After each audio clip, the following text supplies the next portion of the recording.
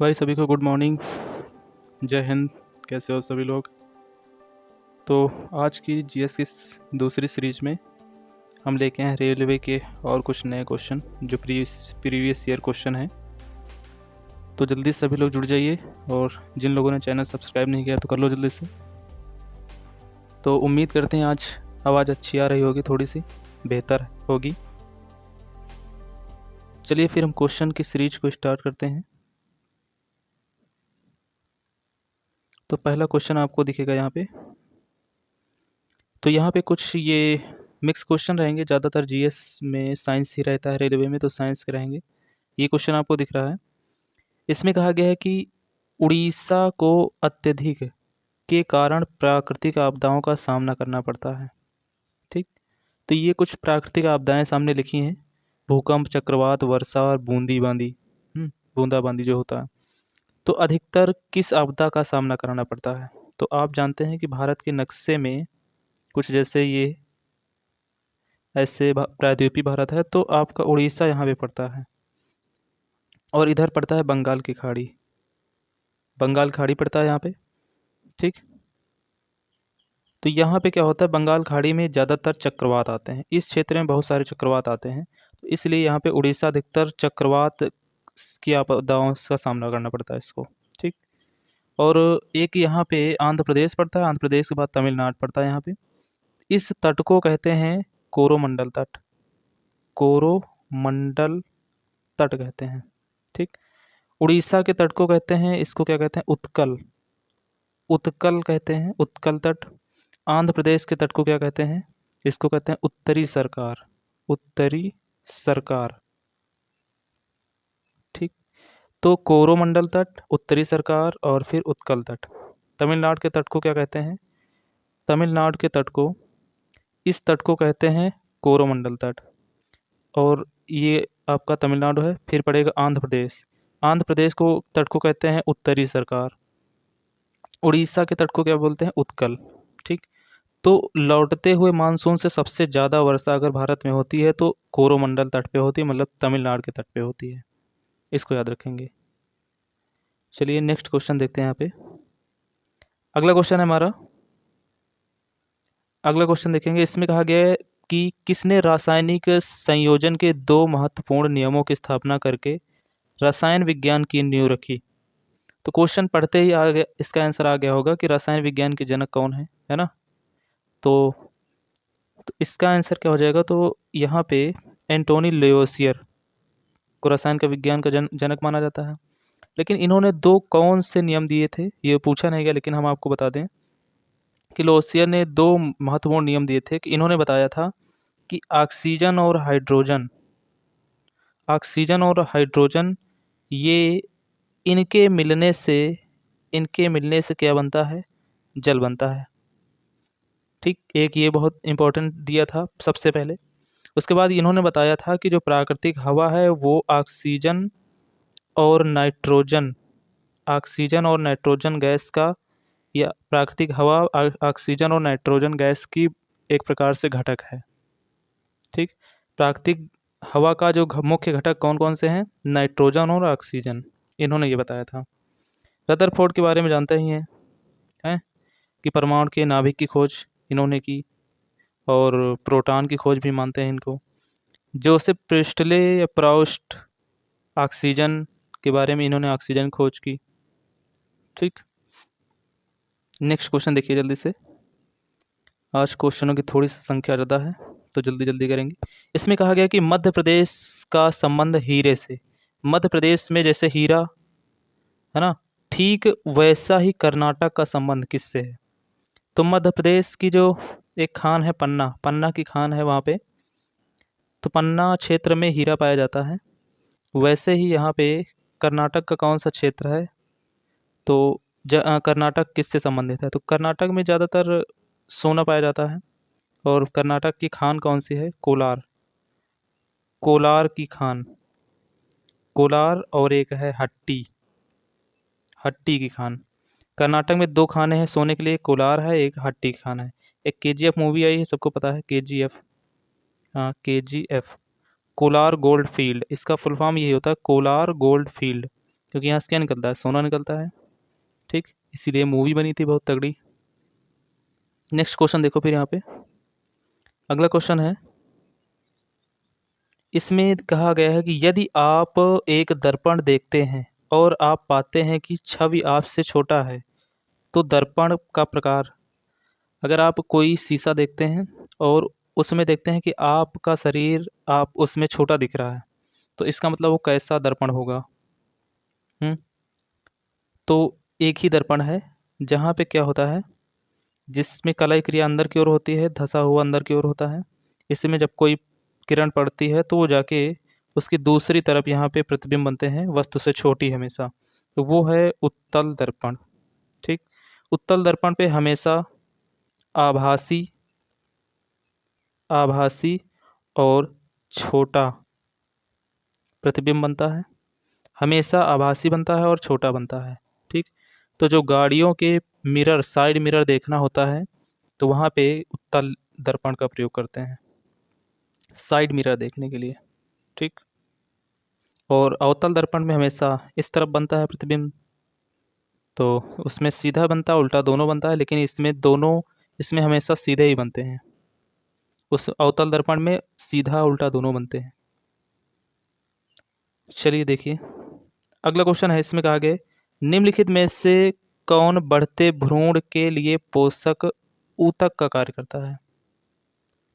ठीक, एक भ्रूण वाला चैप्टर है साइंस में, जीव विज्ञान में, तो काफ़ी ज़्यादा ये पूछा जाता है। अब वनस्पति विज्ञान हो चाहे जीव विज्ञान, दोनों में भ्रूण के बारे में पढ़ते हैं, पौधों में भी और मानव में भी। तो इसमें कहा गया भ्रूण के लिए पोषक ऊतक का कार्य करता है, तो इसका आंसर क्या हो जाएगा। तो एक होता है एंडोस्पर्म।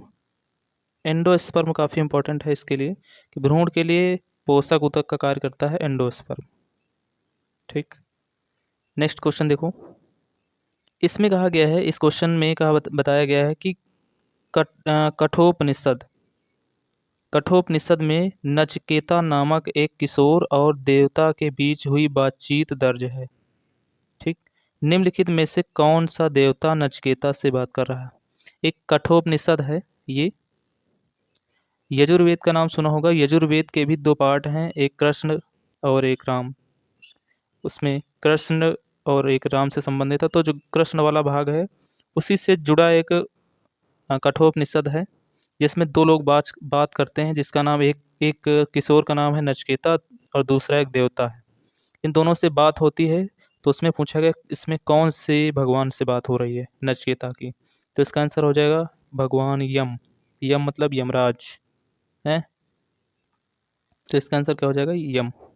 ये काफ़ी थोड़ा सा हिस्ट्री में पढ़ते हैं जब वैदिक युग, तो वेद के बारे में पढ़ते हैं, तो वहीं पे ये आपको पढ़ने को मिलेगा। बहुत डीपली पढ़ेंगे आप, क्योंकि ये रेलवे में लोको पायलट में आ चुका है क्वेश्चन।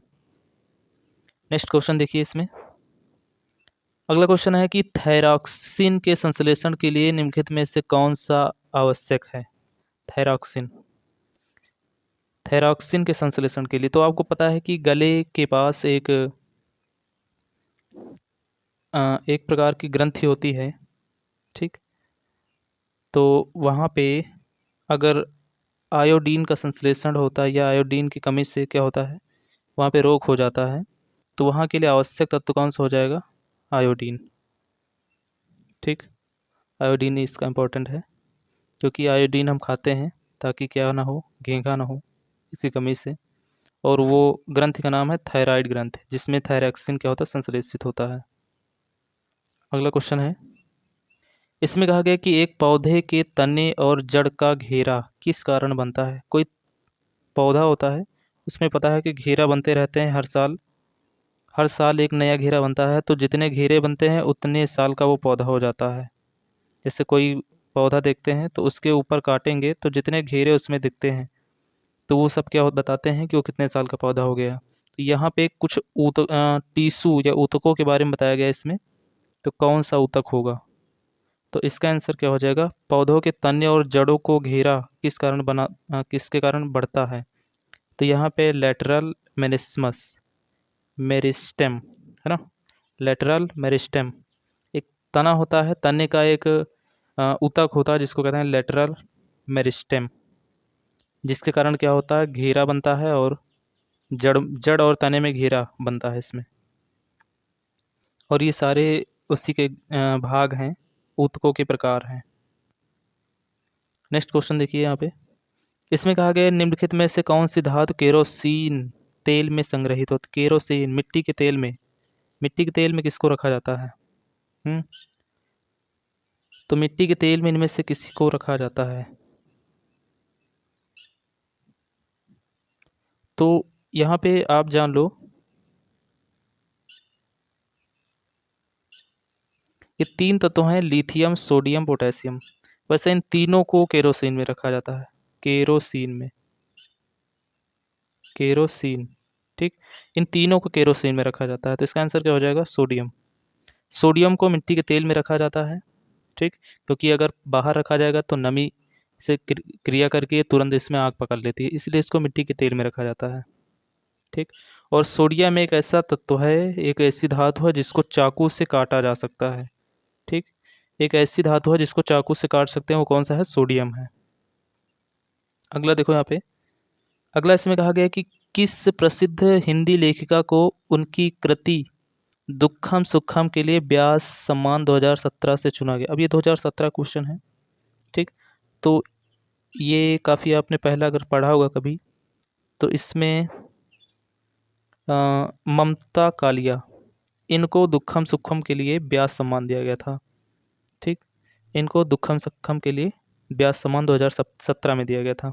तो अब यहाँ पे हम आपको बता दें कि 2022 का जो व्यास सम्मान 2023 में दिया जाएगा, ये दिया गया है, वो ज्ञान चतुर्वेदी को, ज्ञान चतुर्वेदी, इनको दिया गया है। इनका एक उपन्यास है जिसका नाम है पागल खाना, पागल खाना। ठीक, पागल खाना उपन्यास है, इसके लिए इनको व्यास सम्मान दिया गया है 2022 का। ज्ञान चतुर्वेदी इनका नाम है। यूपीपी के लिए काफ़ी इंपॉर्टेंट ये क्वेश्चन है, ठीक, आने वाले एग्जाम के लिए। नेक्स्ट क्वेश्चन देखो यहाँ पे, अगला क्वेश्चन है, जीएसटी लागू करने वाला पहला देश कौन सा है?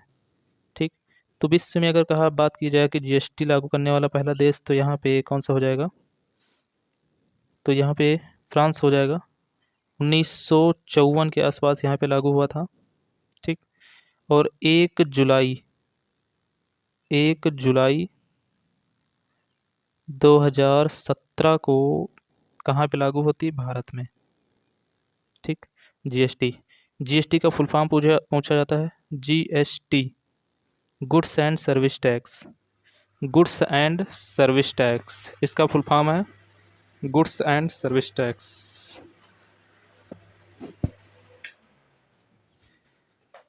तो जीएसटी एक प्रकार का, याद रखेंगे, एक प्रकार का अप्रत्यक्ष कर है। जीएसटी एक प्रकार का अप्रत्यक्ष कर है। ठीक, 1 जुलाई 2017 को भारत में लागू हुआ था और सबसे पहले फ्रांस में 1954 के आसपास लागू हुआ था। पे नेक्स्ट क्वेश्चन देखिए,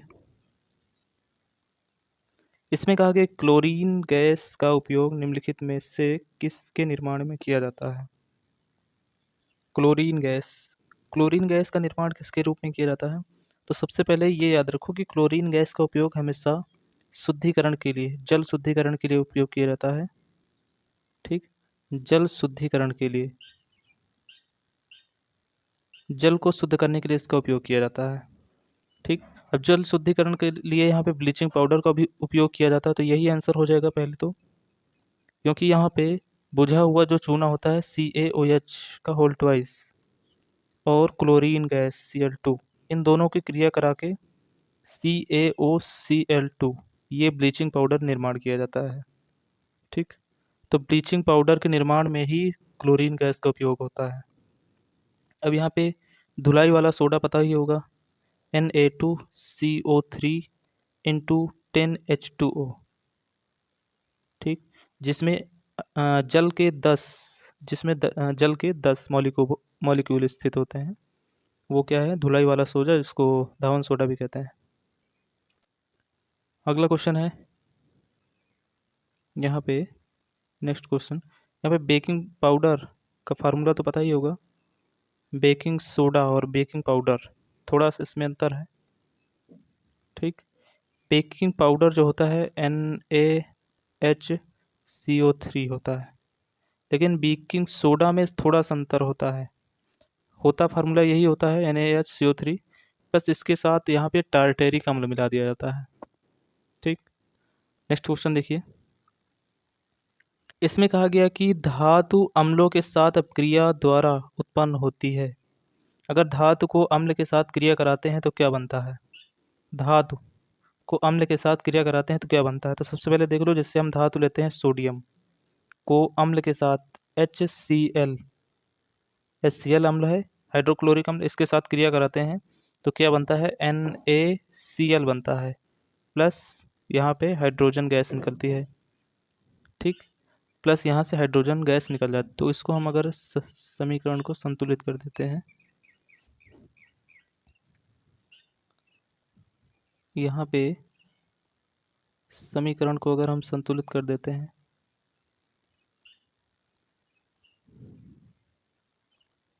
ठीक, ये ऐसे रखो या फिर हम इसको हटा देते हैं तब भी हाइड्रोजन गैस निकलती है यहाँ पे। तो इसका आंसर हो जाएगा कि साधारण नमक बनता है प्लस हाइड्रोजन, तो इसका आंसर हो जाएगा लवण और हाइड्रोजन। अगर कोई भी धातु अम्ल के साथ क्रिया करेगी, कोई भी धातु अम्ल के साथ क्रिया करेगी तो यहाँ पे क्या बनेगा? साधारण नमक या कहेंगे नमक बनेगा और हाइड्रोजन। तो नेक्स्ट क्वेश्चन देखिए यहाँ पे, ये थोड़ा सा इंपॉर्टेंट क्वेश्चन। एसडीआर का पूर्ण रूप क्या है? ठीक, एसडीआर का पूर्ण रूप तो पहले इंग्लिश में होता है सस्टेनेबल डेवलपमेंट राइट। क्या होता है? Sustainable development right. ठीक, हिंदी में इसको कहते हैं विशेष आहरण अधिकार। तो इसका आंसर हो जाएगा बी, विशेष आहरण अधिकार। ये होता क्या है? जो आपने IMF का नाम सुना होगा, IMF इंटरनेशनल मॉनेटरी फंड, ठीक, एक संस्था है, अंतर्राष्ट्रीय मुद्रा कोष, उसी की मुद्रा है ये। ठीक, उसकी मुद्रा का नाम है SDR। IMF की मुद्रा का नाम क्या है? SDR, और इसी को हिंदी रूप क्या है? विशेष आहरण अधिकार। ठीक, IMF का मुख्यालय कहाँ पे? न्यूयॉर्क में है। IMF का मुख्यालय कहाँ पे है? न्यूयॉर्क में। न्यूयॉर्क नहीं, वाशिंगटन DC में है। ठीक, वाशिंगटन DC में है, वाशिंगटन DC। ठीक, IMF और विश्व बैंक दोनों का मुख्यालय यहाँ पे है। SDR इसकी मुद्रा का नाम है IMF की। नेक्स्ट क्वेश्चन देखिए यहाँ पे। अगला कहा गया है कि निम्नलिखित में से कौन प्राकृतिक गैस का मुख्य घटक है? प्राकृतिक गैस जो होती है, जो प्राकृतिक गैस होती है उसका मुख्य घटक क्या है? तो प्राकृतिक गैस का मुख्य घटक यहाँ पे मीथेन होता है। सबसे पहले इसको याद रखेंगे, प्राकृतिक गैस का मुख्य घटक क्या होता है? मीथेन। मीथेन का फार्मूला क्या होता है? CH4 होता है, जिसको मीथेन कहते हैं। ये ज़्यादातर दलदली क्षेत्रों में पाई जाती है, दलदली। ठीक, दलदली दलदली क्षेत्र पाई जाती है। धान के खेत में कौन सी गैस निकलती है? मीथेन गैस होती है। जितने भी दलदली क्षेत्र होते हैं वहाँ से मीथेन गैस निकलती है। मीथेन गैस को या प्राकृतिक गैस को ही यहाँ पे हम कंप्रेस करके भर देते हैं तो वो बन जाती है CNG।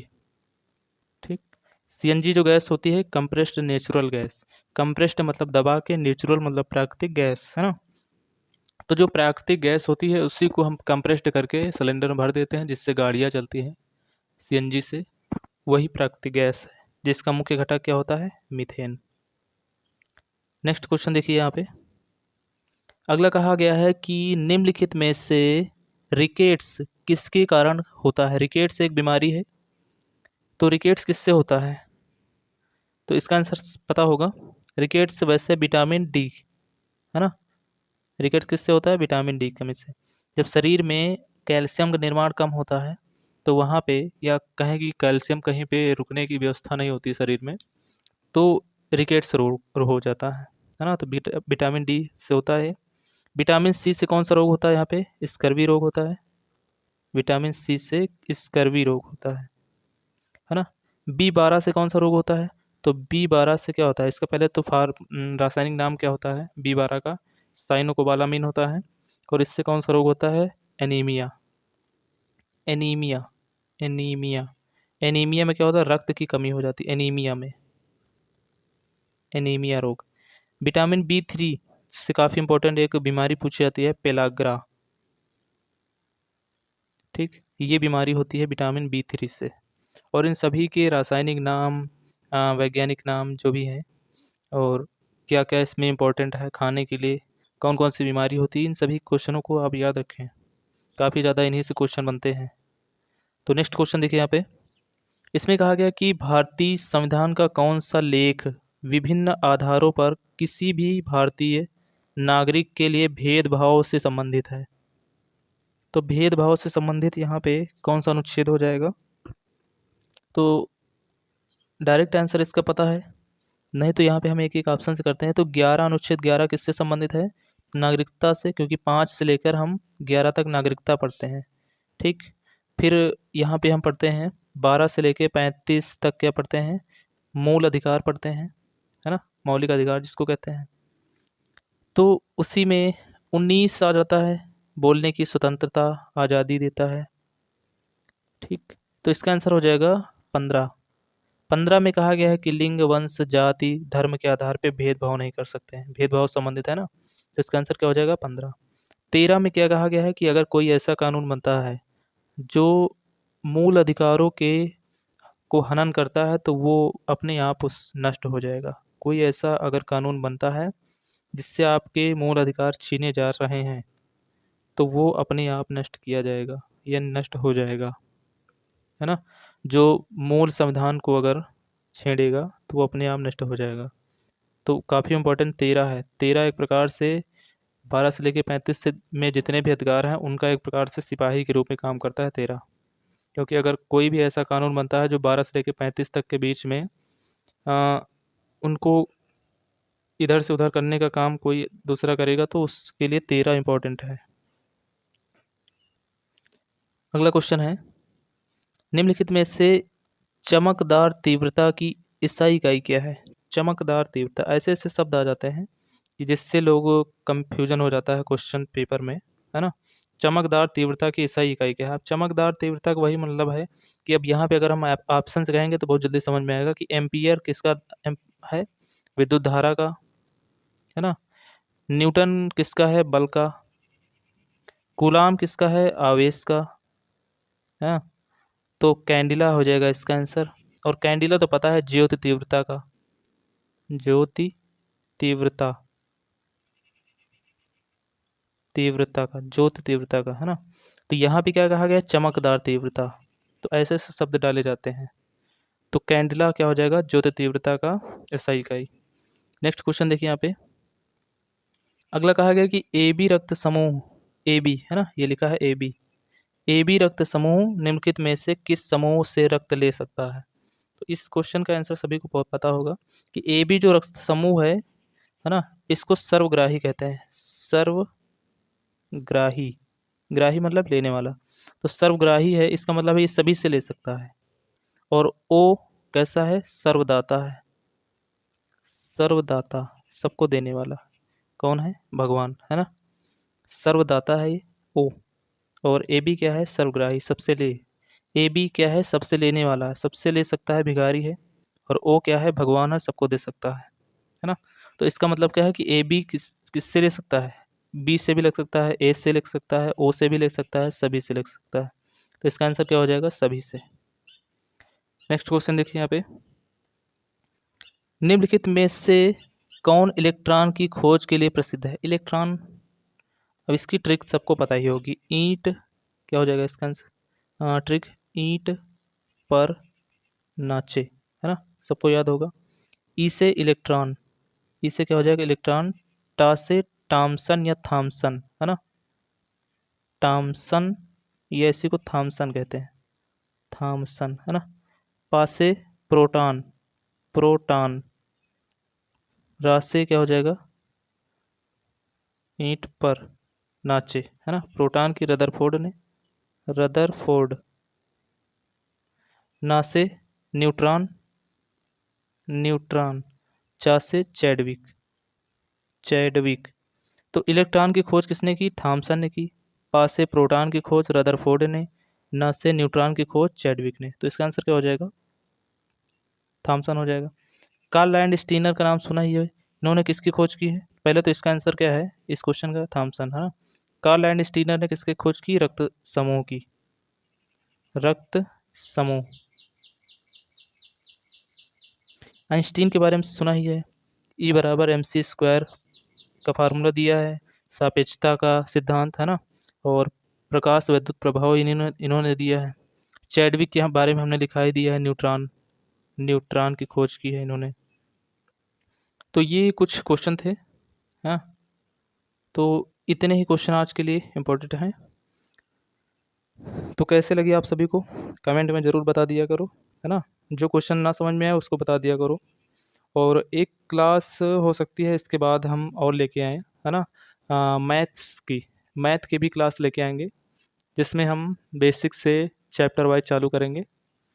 तो उसमें भी हम कुछ क्वेश्चनों को लेके आएंगे, बेसिक से हाई लेवल तक, और जो पुलिस में जितने भी हाई लेवल तक के क्वेश्चन आते हैं सभी क्वेश्चनों को कवर करेंगे मैथ्स में भी।